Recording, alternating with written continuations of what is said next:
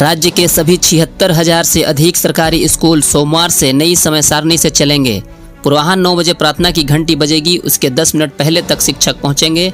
11:55 से 12:35 बजे तक मिड डे मील का समय रहेगा और विशेष कक्षाओं के बच्चों को छोड़कर बाकी सभी छात्र छात्राओं की छुट्टी अपराह्न 3:15 बजे होगी। अपराह्न 3:15 से 4 बजे तक मिशन दक्ष की कक्षाओं के साथ ही विशेष कक्षाएं चलेंगी। मिशन दक्ष एवं विशेष कक्षाओं के छात्र छात्राओं की छुट्टी अपराह्न 4 बजे होगी। शिक्षकों को अपराह्न 4:30 बजे छुट्टी मिलेगी। शिक्षा विभाग की हिदायत है कि स्कूलों के लिए तय समय सारणी में कोई बदलाव नहीं होगा। बदलाव करने वालों पर कार्रवाई होगी। बोर्ड और सेंटर परीक्षाओं के दौरान भी कक्षाएं स्थगित नहीं की जाएंगी। शनिवार को पूरे दिन गतिविधि जारी रहेगी। टिफिन तक माध्यमिक एवं उच्च माध्यमिक विद्यालयों में अध्यापन कार्य होगा। टिफिन के बाद बाल संसद सभा, खेल कूद, सृजनात्मक गतिविधि, अभिभावकों के साथ बैठक आयोजित की जाएगी। जिस माह में 5वां शनिवार होगा उस दिन सांस्कृतिक कार्यक्रम होगा और पिछले सभी शनिवारों को बच्चों द्वारा निर्मित सभी सामग्रियों गतिविधियों की प्रदर्शनी होगी एवं उसका मूल्यांकन भी होगा।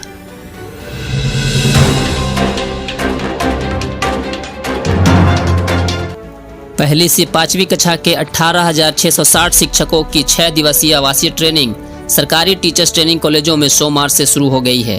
ट्रेनिंग में किसी भी शिक्षिका को अपने नवजात शिशु की देखभाल हेतु किसी व्यक्ति को साथ ले जाने की मनाही है। प्रशिक्षण कक्ष में भी नवजात शिशु को शिक्षिका साथ नहीं ले जाएंगी। 6 दिवसीय आवासीय ट्रेनिंग 6 जुलाई तक चलेगी।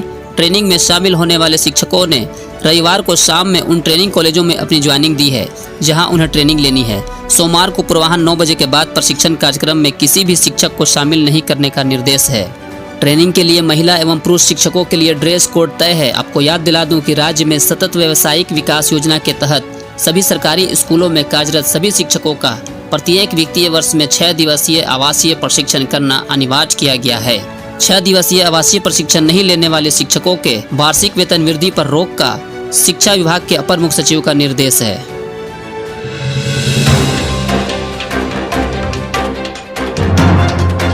बीपीएससी से तीसरे चरण की शिक्षक बहाली परीक्षा के प्रश्न पत्र लीक का मास्टरमाइंड भी संजीव मुखिया और उसका बेटा डॉक्टर शिव ही निकला।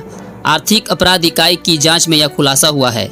EOU यानी कि आर्थिक अपराध इकाई सूत्रों के अनुसार इस परीक्षा का प्रश्न पत्र भी दोनों पिता पुत्र ने ही लीक किया। जांच एजेंसी को संजीव मुखिया गिरोह से जुड़े अलग अलग स्थानों के सेंटरों के पूरे गैंग का भी पता चल गया है।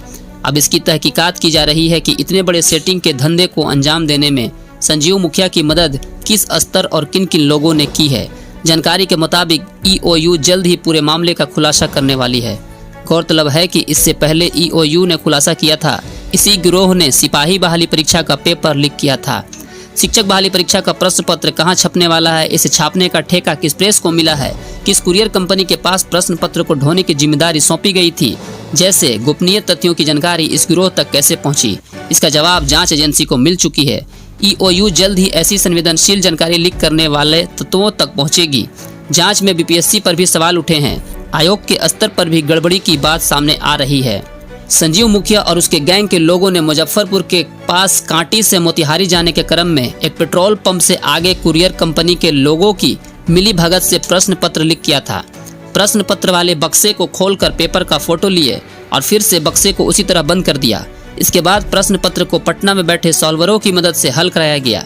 इसके बाद हजारीबाग के कोहिनूर होटल एंड रिसोर्ट में भेजा गया, जहां 14 मार्च की रात को करीब 175 अभ्यर्थियों को बैठाकर उत्तर रटवाया जा रहा था।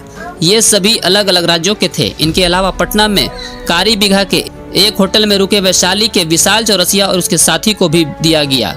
इस तरह यह कई जिलों में हजारों अभ्यर्थियों तक पहुंचाया गया। सबसे पहले 14 मार्च की रात पुलिस ने विशाल चौरसिया के पास से प्रश्न पत्र की कई कॉपी बरामद की। इसकी शिनाख्त पर हजारीबाग में छापेमारी कर पूरे गिरोह को दबोचा, लेकिन संजीव मुखिया अब तक फरार है।